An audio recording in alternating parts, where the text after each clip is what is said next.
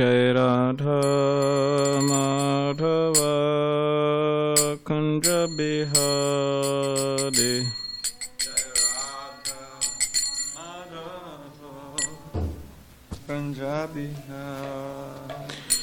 Jai Radha Madhava Kunja Bihari.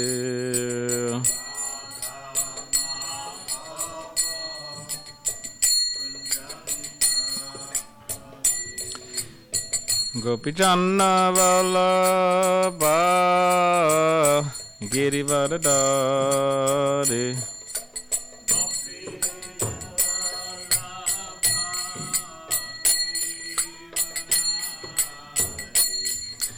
Gopichanna Vallabha Girivardhari.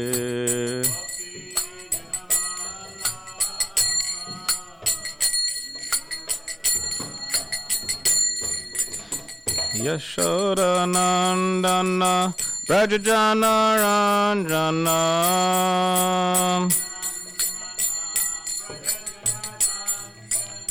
Yashoda Nandana Brajajana Ranjana.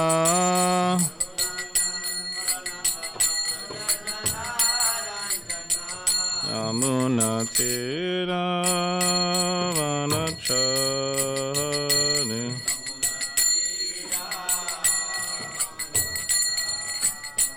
Yamuna Tira Vanachari.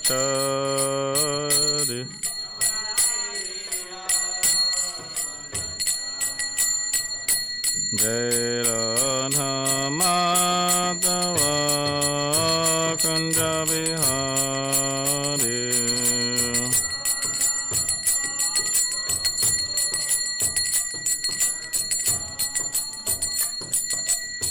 Gopichanna Vallabha Girivardhari.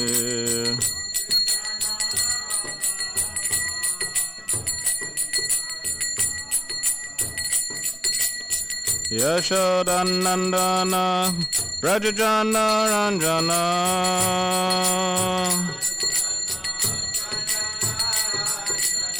Yashoda Nandana Brajajana Ranjana.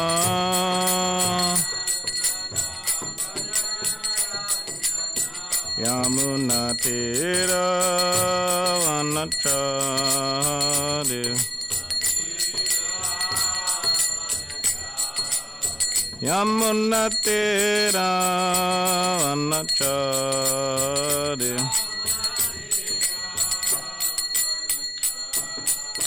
Jai Radha Madhava Kunja Bihari.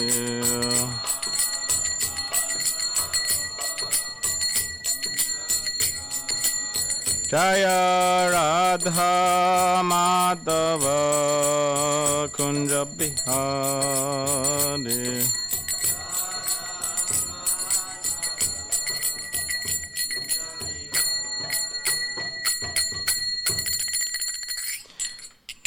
Jaya Vishupad Padmahamsa Parivrajacharya Ashtotra Shatashi Srimad Divine Grace A.C. Bhaktivedanta Swami Srila Prabhupada Ki Jai. Grantaraj srimadbhagavatam Ki Jai. All glories to the assembled devotees. All glories to the assembled devotees. All glories to the assembled devotees. All glories to Shri Guru and Shri Gauranga.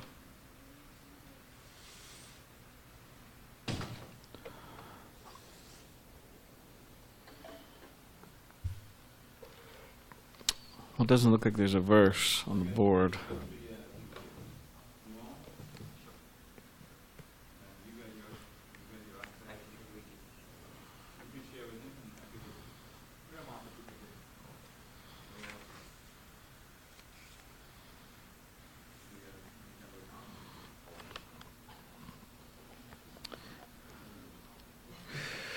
Right, so this is Srimad Bhagavatam, Canto 4, Creation of the Fourth Order, Chapter 16, Praise of King Prithu by the Professional Reciters, Text 20.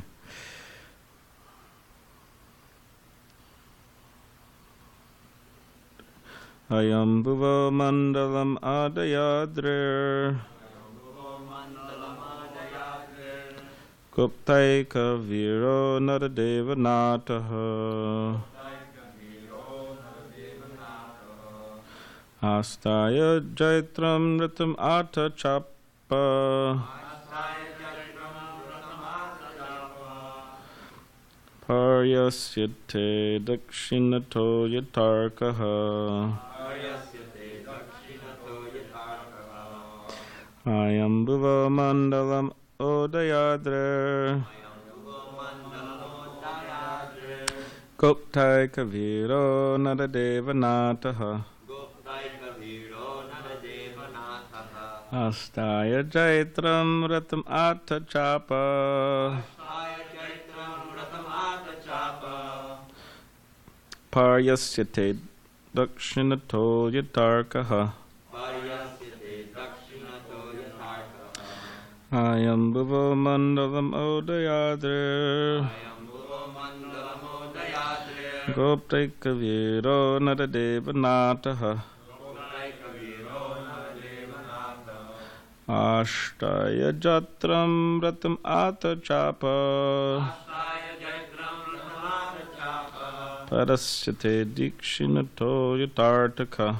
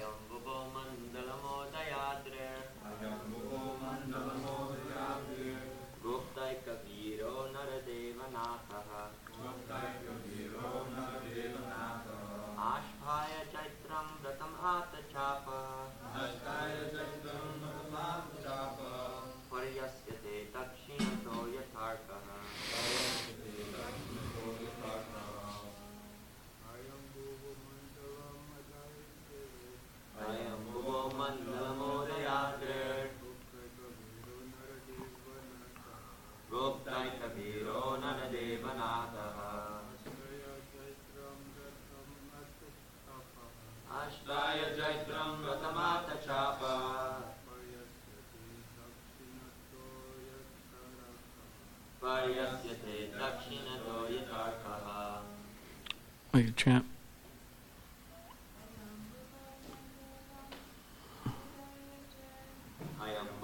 Mandalamodayadre Goptaika Viro Naradevanataha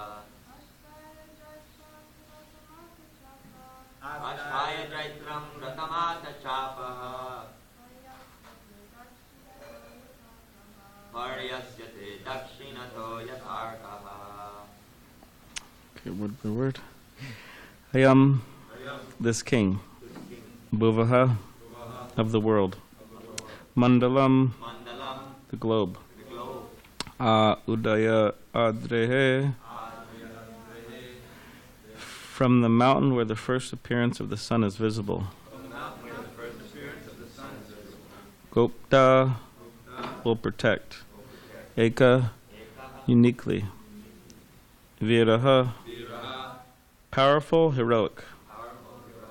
Nadadeva, of all kings, gods in human society. Nataha, the master. Astaya, being situated on. Jaitram, victorious. Ratam, his chariot. Atta Chapaha, holding the bow. Paryasyate, he will circumambulate. Dakshinataha, from the southern side. Ta, like. Arkaha, the sun. Translation. This king, being uniquely powerful and heroic, will have no competitor. He will travel around the globe on his victorious chariot, holding his invincible bow in his hand and appearing exactly like the sun, which rotates in its orbit from the south. Purport.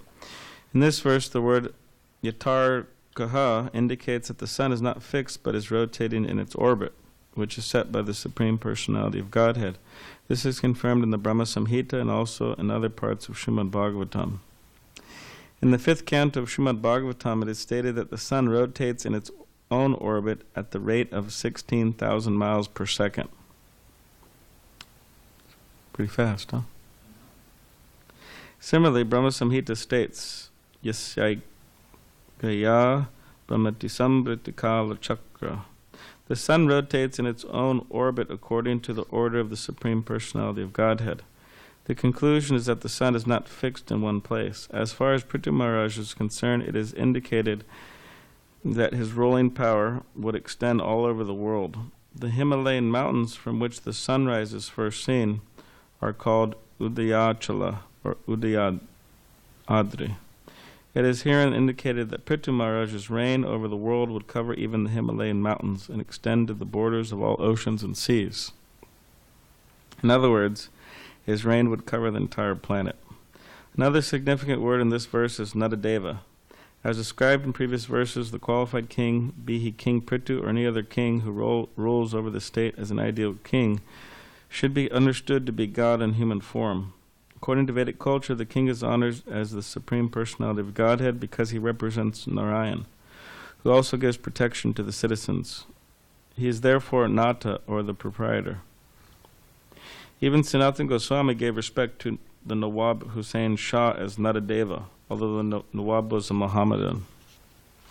A king or governmental head must therefore be so competent to rule over the state that the citizens will worship him as God in human form. That is a perfectional stage for the head of any government or state.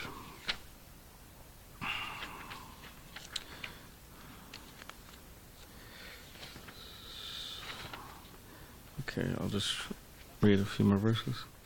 When the king travels all over the world, other kings, as well as the demigods, will offer him all kinds of presentations. Their queens will also consider him the original king, who carries in his hands the emblems of club and disc, and will sing of his fame, for he will be as reputable as the Supreme Personality of Godhead. Purport. As far as reputation is concerned, King Prithu is already known as the incarnation of the Supreme Personality of Godhead. The word Adi Rajam means the original king. The original king is Narayan or Lord Vishnu. People do not know that the original king or Narayan is actually the protector of all living entities, as confirmed in the Vedas. Eko Bahunam Yo Vididati Kaman, Katha Upanishad 2.2.13. Actually, the Supreme Personality of Godhead is maintaining all living entities. The king, or Natadeva, is his representative. As such, the king's duty is to personally supervise the distribution of wealth for the maintenance of all living entities. If he does so, he will be as reputable as Narayan. As mentioned in this verse, Tad Yashaha, Prithu Maharaj was actually carrying with him the reputation of the Supreme Personality of Godhead because he was actually reigning over the world in that capacity. All right, one more. This king, this protector of the citizens, is an extraordinary king and is equal to the Prajapati demigods. For the living facility of all citizens, he will milk the earth, which is like a cow. Not only that, but he will level the surface of the earth with the pointed ends of his bow, breaking all the hills exactly as King Indra, the heavenly king, breaks mountains with his powerful thunderbolt. Sorry, one more. When the lion travels in the forest with its tail turned upward, all menial animals hide themselves. Similarly, when King Prithu will travel over his kingdom and vibrate the string of his bow, which is made of the horns of goats and bulls and is irresistible in battle, all demoniac rogues and thieves will hide themselves in all directions. Purport. It's very appropriate to compare a powerful king like Prithu to a lion. In India, Kshatriya kings are still called Singh, which means lion. Unless rogues, thieves, and other demonic people in a state are afraid of the executive head who rules the kingdom with a strong hand, there cannot be peace or prosperity in the state. Thus it is most regrettable when a woman becomes the executive head instead of a lion-like king. In such a situation, the people are considered very unfortunate. All right, a few more verses to the end of the chapter. Om Jnanativedandasya Gananjana Shalakaya Chakshudanmilitam Yena Tasmai Shri Gurave Namaha Mukham Karidavachalam Bhangam Langayate Girim Yakripatamaham Vande Shri Gurun Dinitaranam Vancha Kapadiribhishta Kripasindu Bevicha Patitanam Pavanebhyo Vaishnavebhyo Namo Namaha Shri Krishna Chaitanya Prabhu Nityananda Shri Advaita Gadadha Shivasri Gaura Bhaktavinda Hare Krishna, Krishna Krishna, Hare Hare, Hare Rama, Rama Rama, Hare Hare.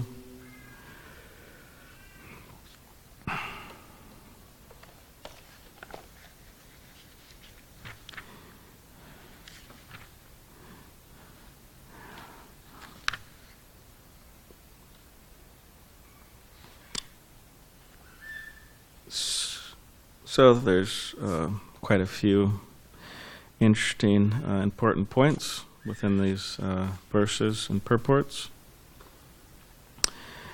And for the most part, I won't focus on the first purport because we've been speaking about that quite a lot. And the second purport, Krishna, or Srila Prabhupada is describing that Narayan is the original king, or Vishnu, and he is maintaining all living entities.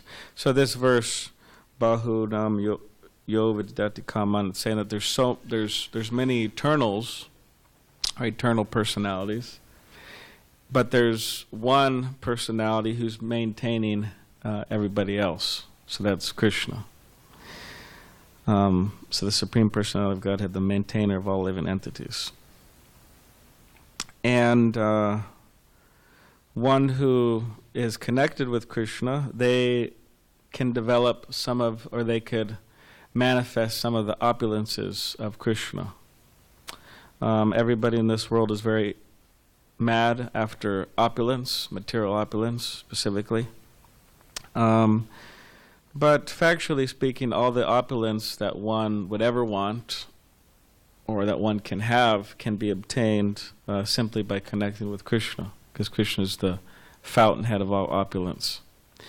But the difference is that the devotees, they don't try to enjoy the opulence of Krishna with separate from Krishna or forgetting Krishna, but they they enjoy, they specifically employ it in the service of Krishna.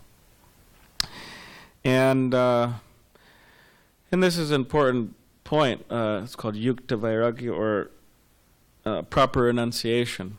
Engaging things in the service of Krishna that maybe ordinarily wouldn't be engaged. Like I was just reading last night, Prabhupada was in some poems. There's a book. It's collected poems of Srila Prabhupada. So it's called Shower of Divine Mercy or something like Passion. So in this book, he was glorifying his spiritual master and Bhaktisiddhanta Saraswati Thakur, and he was saying how you traditionally, monks and sannyasis and this and that, they wouldn't live in nice buildings. They just wouldn't do it. But he said, you, Bhaktisiddhanta Saraswati Thakur, you're putting your sannyasis, he said, marble mansions. And if you look at the Bagh Bazaar in Kolkata, actually, it's the temple, one of the main temples that Bhaktisiddhanta Saraswati Thakur set up in Kolkata. It is quite a temple, especially however many years ago. What is it? How many years? When was that manifested? I don't know. Yeah. Yeah. Almost 100 years. I mean, back then, such a thing, that was an absolute mansion. I mean, even now, I went there, it's quite nice. So he said, you put your sannyasis in shut, and you let them, it says that, at least according to traditional ideas, that a preacher shouldn't cross the ocean. Like, in other words, come from India to America. Because the idea is that the preacher may become influenced, in a negative way. But he did that, Bhaktisiddhanta. So in other words, he did so many things that ordinarily wouldn't have been done for the purpose of spreading Krishna consciousness. He said that you would put all your temples in the most busy parts of the city. And traditionally, people really didn't do that. You don't put temples in a passionate city by a beach. So he said you would do that. So yeah, but the point is he was engaging everything in Krishna's service, the opulence in Krishna's service. But of course we have to be careful because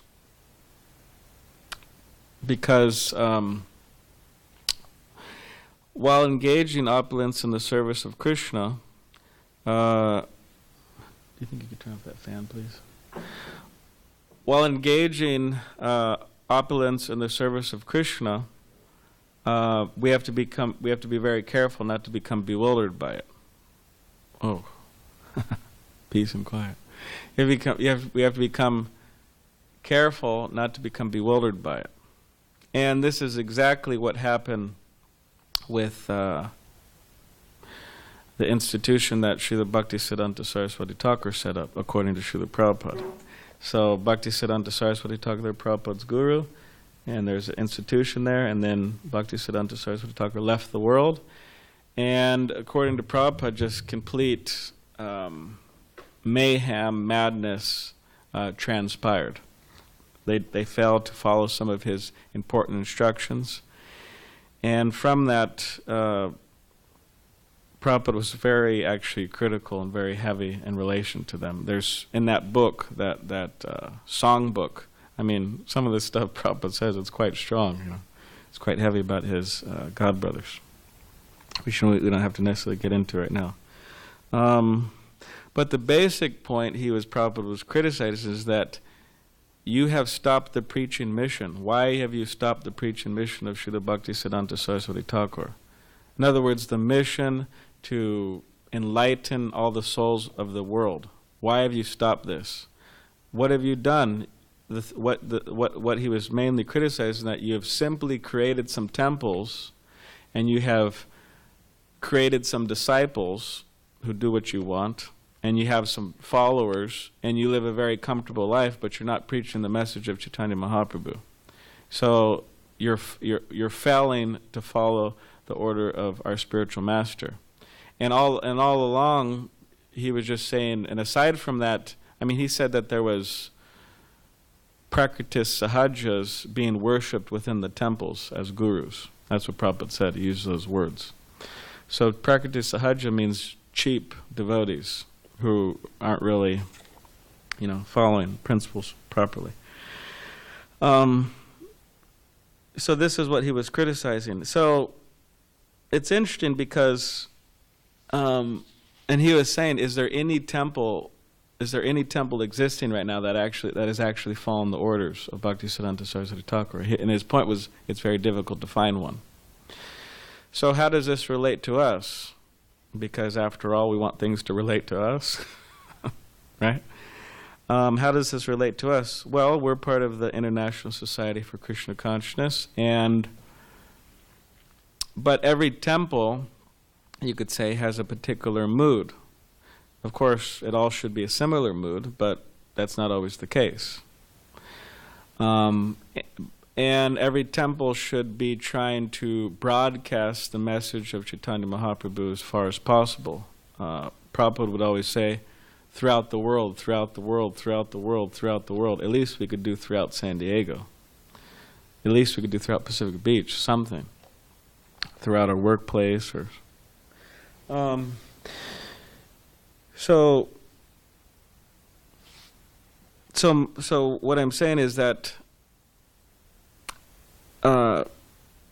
temples, because they're individual units, you could say, can be healthy or they could become unhealthy, depending on the individuals who are part of the temple. It means living inside the temple, living outside the temple, the community. So we want to make sure that we're following Srila Prabhupada, because after all, it's his society and it's his movement, and we're supposed to be following him. And mainly, a big part, practically speaking, the only reason the temple's here is to spread Krishna consciousness. That's the only reason, or else we would pack up and go. So that has to be thought about. And apparently, in this poem, these poems Srila Prabhupada was writing, he said, I'm not apparently, but I read last night, that he said that one man, which he asked a challenging question of Bhaktisiddhanta Saraswati Thakur, and he said, why is Chaitanya Mahaprabhu's message, why is the message of Krishna consciousness becoming, or why is it being locked up in a cage? So this is very important because within India it was locked up in a cage, Krishna consciousness, until Srila Prabhupada came. It was locked up. None of us would have been sitting here. We'd be doing many other things. So, but again, according to the temple that we're in, like right here, we're here in ISKCON SanDiego. So we don't want to develop the mood of locking up Krishna consciousness like in a cage, where, in other words, no one can really take to it unless they really try to, like really hard. They come to the temple and, first of all, they have to make it to the temple somehow because we may not invite them. And even if they make it to the temple, we might make it very difficult for them to become Krishna conscious in so many different ways. So in other words, we don't want to keep it locked up in a cage. So what I'm saying is that, therefore, we have to spread the message of Chaitanya Mahaprabhu. Means to go out, to give people books, like we did Harinam the other day. We were chanting Sunday morning, about 10:30 to 11:30. It was nice. And so somehow or other develop that. And in this way, we will not misuse the opulence in which we're given. Because this is an opulent place. I mean, it's an opulent temple. One has nice facilities, it's very beautiful. I mean, who in SanDiego lives in a house like this? Does anybody have a living room like this? I don't think so. Yeah. Well, aside from the largeness, I'm talking about the decorations. I don't think anybody has this. They may have big houses. We know people, right? They have large houses and all these types of things, but none of them have a room like this. very opulent, very pleasant, right? So much prasadam, right?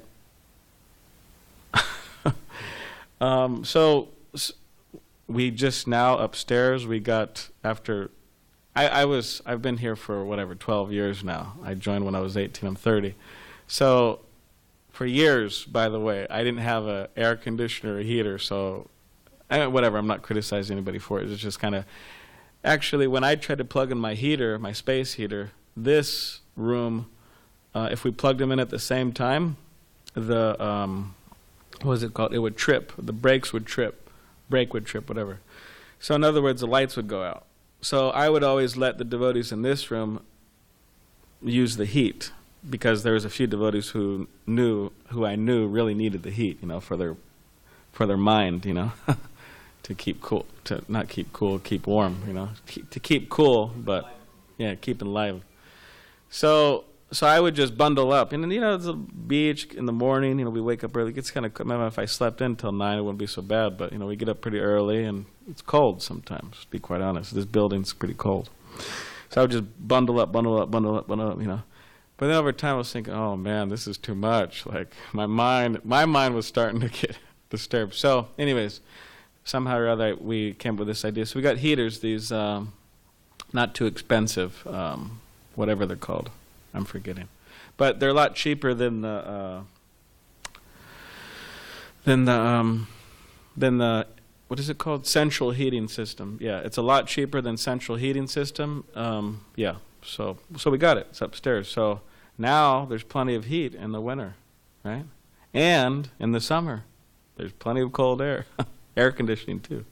Yeah, you could go up there. I'm not criticizing devotees for using the air conditioner. That's okay, that's all right.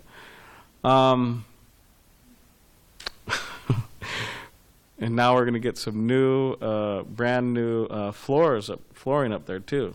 Looks like wood. So this, you could say it's kind of basic, but I mean, I've been here for the last 12 years, and we didn't have that. We had the present floor, and we didn't have any heating or cooling. So for me, at least, it's a little bit of opulence. So, but whatever the opulence is, there is the chance of people becoming bewildered by it or too comfortable. That's the point. Bewildered means too comfortable.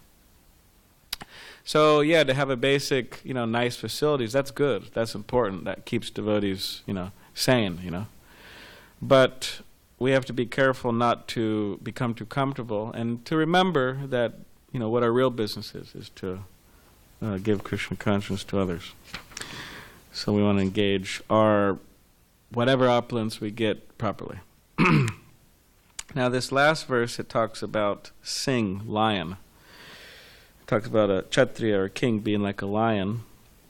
And it's saying that the demoniac people, the people who are self-centered, who are egotistic, or what's that, sociopath type of people, so these people need to be checked, because they'll cause the criminals of society, which there are. I mean, just how many people are in the prison now? Quite a lot. What do they say? 3 hots and a cot. You know what that means? Mukunda brought it up some time ago. 3 hots or 3 hot meals and a cot, a place to sleep. Anyways, prison's terrible. I mean, I never went there, but I heard. So we need somebody to protect the innocent people. And then Prabhupada says that, he says this in the purport, it says, it is most regrettable when a woman becomes executive head instead of a lion-like king. So, of course, nowadays people say, oh, what is this? You guys are against women, and you guys are against, what's your guys' problem? This is old-fashioned, this is chauvinism, male chauvinism, so many things they could criticize.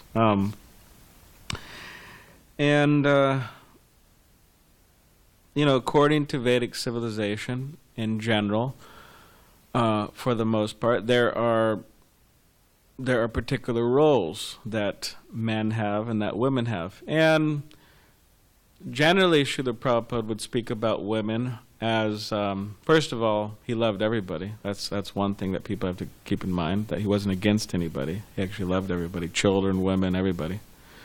But while speaking about them, generally Srila Prabhupada would bring up this point over and over and over again. And the point he would bring up is that women should be protected. And they should be protected by the father while they're young, the husband when that time comes, and while they're older, when some children are produced, specifically Prabhupada says sons, the sons should protect the woman. So within all stages of life, they're protected. And people say, oh, well, I mean, can't they just fend for themselves? I mean, what is this all about? Yeah, some people may say that, but we're saying that, practically speaking, that's not the case. I talk with all different types of people, and they tell me all different types of things. But recently, somehow or other, I spoke with these two, actually three girls. One that came to the temple, another one I was talking at I had a little checkup at an office, doctor's office, and somehow or other it came up in our conversations, them being harassed regularly. And one of them said that every time she walks down the street, she's harassed. That means, guys in the car driving by honking and, whistling, and, while she's walking by, somebody says something and whatever. I don't want to get into all the details of it, but every time she walks, she's harassed. I mean, that's inconceivable for me. I mean, I would be very angry. I would probably I don't know, I'd bring a bodyguard around with me or something. Each time somebody said something, I'd have them beat him up or something. I don't know. I'd be very angry, But, so she was saying that, and then these other two women were also saying that. And one of them was saying that when she walks, she puts on this straight face like she's angry. Every time she walks. She works nearby, and every time she walks home, she puts on an angry face, and she puts on her earphones, because then people won't mess with her. And she said she went to Spain, and it was just absolutely ridiculous. She said so many people were harassing her. Means catcall, they call it, catcalling. So someone would say, oh, well, hey, it's just human nature, guys are just expressing their appreciation or whatever. But it is, it's aggressive, and what if people don't like that? I mean, what if you appreciating me bothers me or disturbs me, What about that? So, yeah. So that's a form of, obviously there has to be some protection there. I mean, there has to be some protection there. I mean, that's just one indication. I mean, there's so many other indications. So anyways, it's a big topic, but within ISKCON and whatever, I'm not saying here that I want all of you to raise your hand and vote, what you think is best, or nor am I going to say what I think is best necessarily. But this idea of women becoming Diksha gurus. Now, first of all, what's so good about being a Diksha guru? You have a bunch of disciples, and they cause you a lot of grief and problems. And believe me, being a guru is not so easy. Everybody thinks it's very easy, but you get a lot of emails, you get a lot of flack. So even if someone was to say, oh, well, okay, traditionally, for the most part, women were not. There are some rare cases which they are. And again, I'm not here to to be quite honest, I don't think about this very much. It's just coming up in the purport to a certain degree. So in relation to the roles of men and women, sometimes, or just in relation to being a man or being a woman, sometimes men, they want to become women. And what's so good about being a woman? You get catcalled and, so many other things. And sometimes women, they want to become men, literally. So what's so good about being a man? I mean, there's so many problems, not, being a man and being a woman and being anything in this world. So the point is, what's so great about really being anything in this world after all? Because it's all temporary. These are all temporary situations, designations. So the main thing is that we want to be a servant of Krishna. We don't want to be a brahmachari, we don't want to be a sannyasi, we don't want to be a grihasta, we don't want to be a vanaprastha, we don't want to be a woman, we don't want to be a man, we don't want to be a guru, we don't want to be this, that, we don't want to be anything besides just a humble servant of Krishna. A blissful, humble servant of Krishna. So, and we don't want to, we do not want to fracture our society.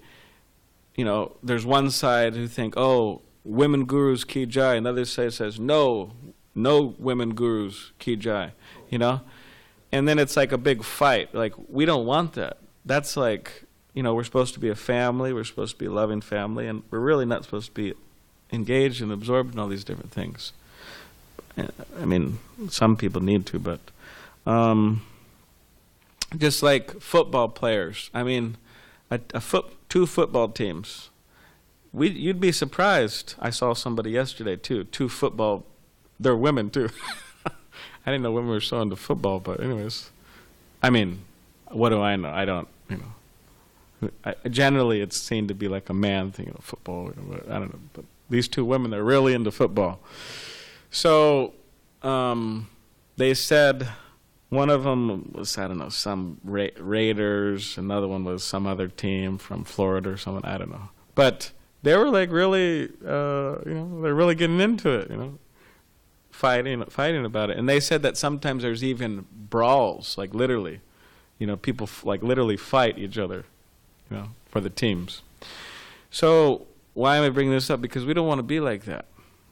We want to think, oh, let's, traditional roles for women. Oh, well, no, that's just in the past. Prabhupada introduced, brahmacharinis in the temple, and he, whatever, this, that, so many different things he introduced, so let's go for this. Okay, fine, people hold their views. But we don't want to become like a, football team, like, we're fighting each other about it. Why? Because the tendency is to do that, and because it's age of Kali, quarrel, and we have a tendency to forget, right? The memory is very slow in Kali Yuga. So we want to, try to keep the goal in mind. The goal is not to be any of these things, not to be any of these, material designations or whatever, even spiritual positions. I mean, it's not really the goal. The goal is to be a humble servant and go back to the spiritual world. All right, that's indication I should stop. There was some noise there. So, does anyone have any questions or comments? Yes. Jamal, hey, where's Jamal? Oh, he could get. Oh, anyways. Well, if you want to ask, I could repeat it. That's good to have a loud voice. It's good to have a loud voice. It's good to have a soft voice, or whatever, whatever works, depending on what you're doing, right? You could say it now, repeat it. Okay. More of a comment. Okay. Yesterday I was part of a reading discussion with one of the members of the world, and we're just started reading a book called The Process of Inquiry by Guru Maharaj. And a point came up that I found really interesting in the book that I just wanted to repeat. It was talking about like different levels of consciousness and how there's like adibodhika identification with like material products, and like adhyatmika, which means like the body and the mind, and there's adidevika. But then he makes the point that the natural consequence is that if you don't surrender to Krishna, then you have to identify with the body and the mind. Yes. So to the degree that we're surrendering to Krishna, we can be free from these things that create division. Yeah. Once you're identified with the body or the mind, you're immediately absorbed in some type of duality. Yeah. No women gurus, yes women gurus, this so on and so forth. But if you're constantly just cultivating this mood of surrender towards Krishna, then you can become free from these false identifications very rapidly. Yeah. I mean, again, I'm not here to like see what, take a vote or who says woman guru, who says not, or nor am I to give my vote. But but one thing we could say for sure is that everyone can become guru in a certain way. And that way is that, like Prabhu would say, everyone should become guru and, spread the teachings of Lord Chaitanya. Or like a mother, she's the guru to their children. Like she's the first guru. And so we should all should become gurus, definitely. And it's another discussion about all that and what's going to happen. But, the challenge is that if Prabhupada is here, we could just ask him. Of course, Prabhupada is here in a particular way, but he's not here in a way in which we could just go up and ask him, oh, what do you think about this, Srila Prabhupada? And Prabhupada would just solve it right there. Well, this is what I think. Shastra quotes, and everyone would just say, okay, fine, we have to accept.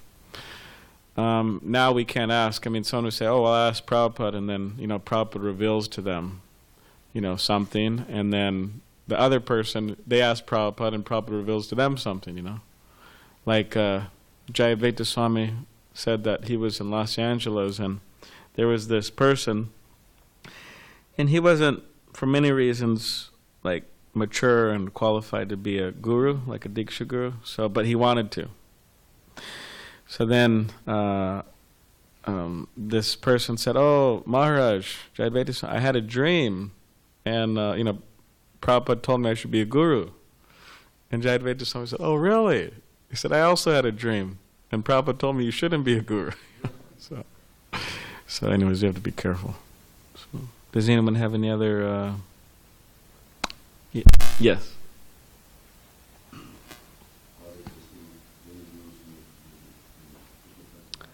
Well, there's 3 different types of gurus. So there's Diksha Guru, and this will be brief, but Diksha Guru is one who initiates you. They give you a spiritual name, you take vows, it's like a contract, they connect you with Krishna, with God.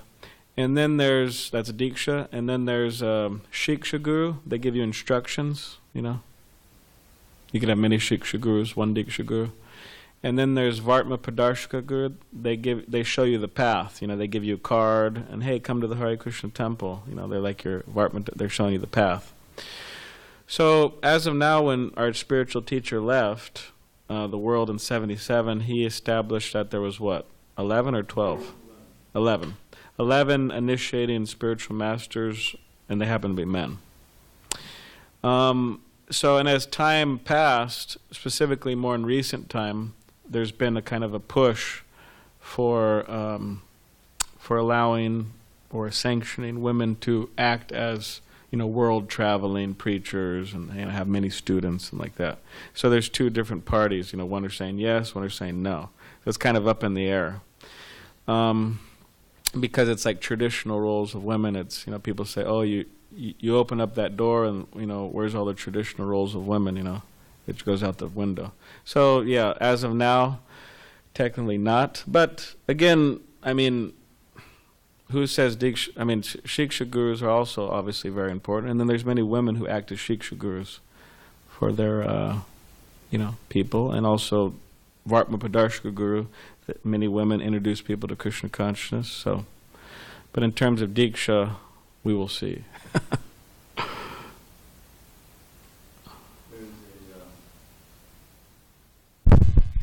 There's a lady, I don't know her name, she has a YouTube class in India. There's over 1 million people tuning in. Oh, really? Every day. She part of ISKCON? Yeah. Oh, yeah. There you go. Yeah. Shiksha to the max. Yeah.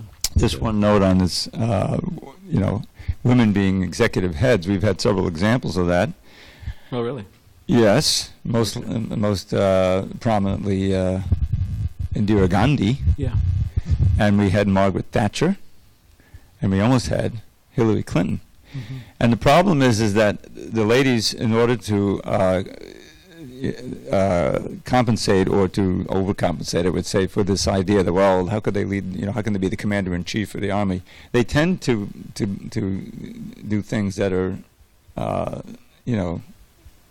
militarily, unnecessary. Like this Indira Gandhi had this emergency thing for years, where she suspended all what we call civil rights, habeas corpus, and forced sterilization and all kinds of stuff like that. Radical. Yeah, to say, oh yeah, I'm powerful. Hillary Clinton would have got us into a war. I mean, we have bad enough than it is now. But she was saying, yeah, it'll be a no-fly zone on Syria, with Russia already in there with their air force. We both have nuclear weapons, So she already ruined Libya. She pushed Obama to bomb Libya, so now it's a failed state, and they have open markets of slave trading right in the middle of Tripoli. That's the result of her policy as Secretary of State. So what I'm saying is that it's very it's dangerous to ignore these these Shastric things and realize that you can get into a tremendous amount of trouble. Of course, men do horrible things also, but I'm just saying there's some pretty bad examples. Yeah. Margaret Thatcher ruined the British economy, and now they're going. Brexit is going to ruin the country completely. Mm. So it's I keep track of these things a little bit. So. Do you have a last Never comment? hasn't worked. You have a last comment or question, Bhakti? Hare Krishna. Hare Krishna. We have one founder Acharya. He's sitting right there. Acharya means teaching by example. Srila Prabhupada founded the International Society for Krishna Consciousness 1966. He left the world 1977, 11 years. And he didn't at any one time appoint a female devotee, even though there's so many qualified devotees. Some of the greatest devotees in the world are women. Yamuna, Malati, so many great women devotees who are actually well qualified to spread Krishna consciousness. But still, he never appointed them as leaders. Yeah, about Yamuna, it's very interesting. She, Prabhupada indicated in the letter, oh, you're getting close to Bob, It's actually in a letter, she indicate. He didn't flat out say it, but he's indicating her advancement. But yeah, Prabhupada did do some things which were quite, radical for his time and position. Like in India, these big pandos, he would say, "Oh, Yamuna, you sing," He would say, "That's pretty," And then he would, the Govindam prayers. We sing in every temple all over the world. But also deity worship. He ever do this deity worship in front of so. So Prabhupada was, that's what Prabhupada said. He said, the problem is that I go to India and I'm criticized for being too liberal. Oh, Swamiji's, he's opened up the doors to all this kind of non-traditional things. And he said, I come to America and they criticize me for being too conservative, So he said, well, what do I do? So. What also, you mentioned about the Gaudiya Math. Why did the Gaudiya Math fall apart? It was for that same reason that you've been discussing. There's an old saying, divide and conquer. That's very, basic military strategy, divide and conquer. So if somebody is actually trying to cause divisions, then they're actually against, Krishna consciousness, against the unity. Srila Prabhupada always emphasized that, what was his last instruction? He says, you will show your love for me by how you cooperate with one another to spread on this movement. Yeah, that's good. All right, I think that's a good quote to end on, and then we could discuss others. Hare Krishna. All right. Grantraj Srimad Bhagavatam Ki Jai.